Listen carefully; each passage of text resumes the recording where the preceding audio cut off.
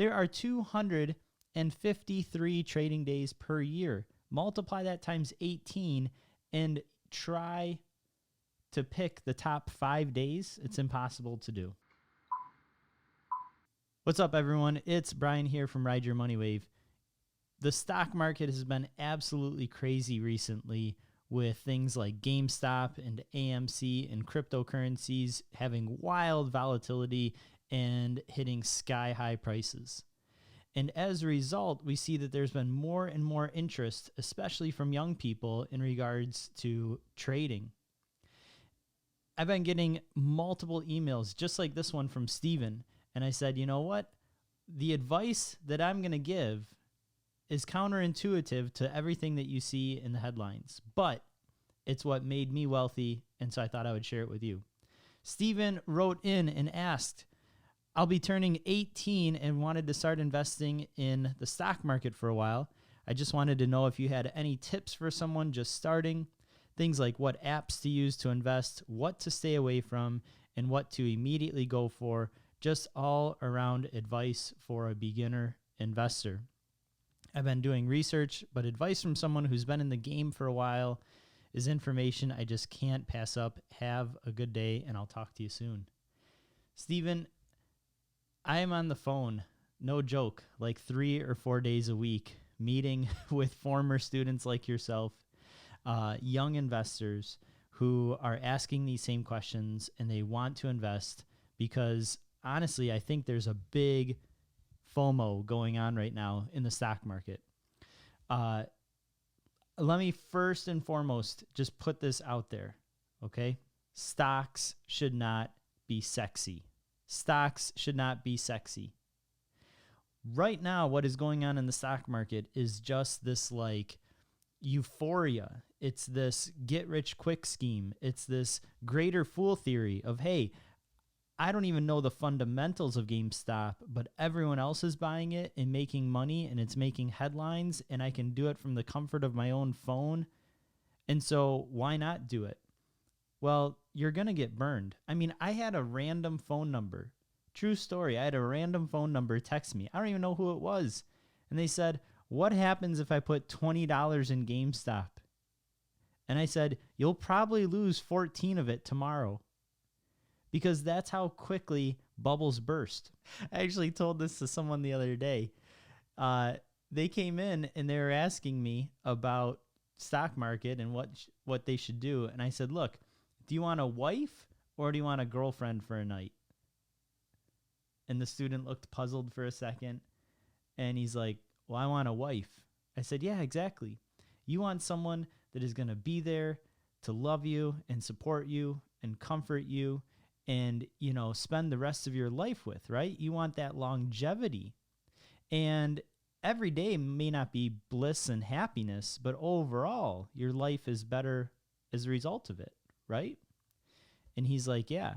And I said, exactly. GameStop and AMC are girlfriends, okay? They're girlfriends for a night. Yeah, it may look like fun, but it's not going to be there tomorrow. It's not going to be there the next day. It doesn't get to know you. It doesn't support you. It doesn't encourage your hopes and dreams. But investing, not trading, not speculating, but true investing is going to be there for the rest of your life. It will support your hopes and dreams. It will allow you to live differently. It will allow you to have an early retirement or create generational wealth. And so we need to get away from this idea of day trading. We need to get away from this idea of speculating. I have been investing for 23 years. And it wasn't until March that after maxing out 4 different retirement accounts, a Roth IRA, a Roth 403B, a 457, and a SEP IRA through my business, and then having a 10-year time span on my brokerage account. So if I want, I can retire early. I got 5 accounts that I'm maxing out, although you can't max out a brokerage account, but I was hitting my goals.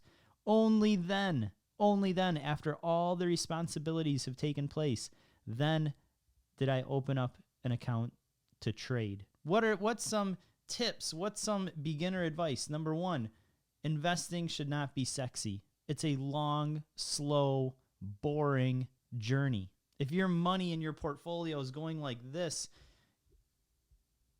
you're investing in the wrong stuff. What I encourage you to do, open up a Roth IRA, invest in a low-cost index fund like VTSAX, which is so discussed amongst people that are fans of J.L. Collins. Read the book, A Simple Path to Wealth. It lays out all the reasons why it's a great way to invest. Anything by John Bogle you can read and watch. Or you can, open it up through Fidelity. The equivalent is FZROX, their total stock market index.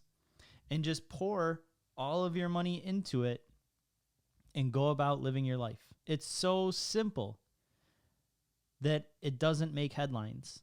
It's so boring. It's so slow moving that it will not, go viral.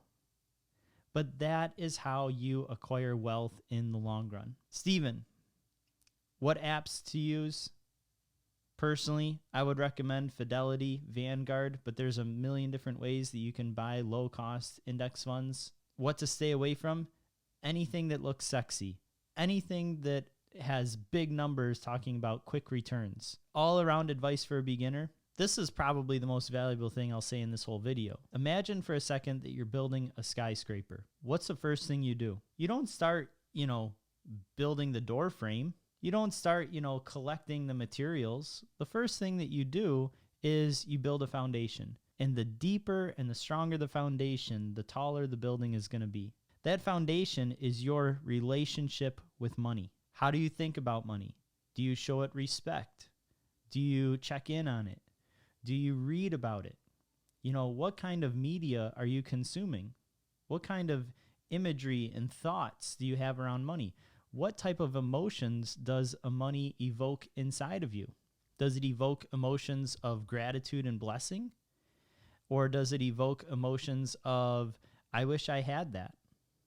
Of envious, of jealousy, of insecurity? If you want to become wealthy, you really need to build a solid relationship with money. And if you show your pennies respect, it's much easier to show your dollars respect. If you make good decisions when you only have an extra $100 a month, it becomes really easy to make even better decisions when you have an extra $1,000 a month. It sounds easy on paper, but let me tell you, it takes years and years of practice. Let me bring you back to March of 2020. Scary time for investors, right? Stock market just plummeted. The entire economy just ground to a halt. And we had two choices, something that we've never seen before.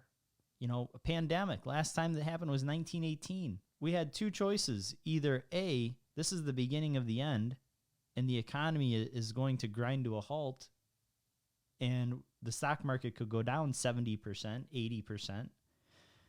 Or buckle up, ride the wave, and be secure in your data. Number one, I asked myself this question: will Corona be around 5 years, 10 years, 20 years from now? And the answer is no, not to the same degree. We're going to have it under control. And then the second thing that I asked is, when do I need this money?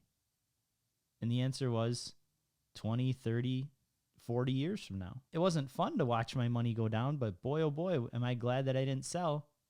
And so when you're armed with data like this graph right here, which takes a look at a 38-year investing period from 1980 until 2018, Fidelity did a study and it said, let's look at the S&P 500.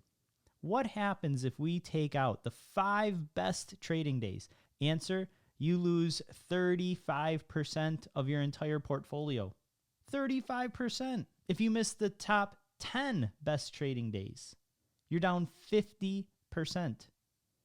There are 253 trading days per year. Multiply that times 18 and try to pick the top 5 days. It's impossible to do. You have to be along for the ride. Don't go and chase, the distraction, the girlfriend for the night. Instead, buy and hold, be boring, and develop that long-term growth.